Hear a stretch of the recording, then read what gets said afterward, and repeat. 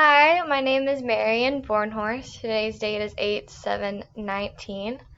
I am currently in Athens, Georgia, but I next week am moving to Roswell, Georgia. I enjoy running and being outside and hiking and sports, any sport related things. I have two sisters. One is older than me who lives in Boston, and one is younger than me who goes to University of Georgia. And I currently am a part-time athletic trainer in Athens and will continue that position when I move to Atlanta.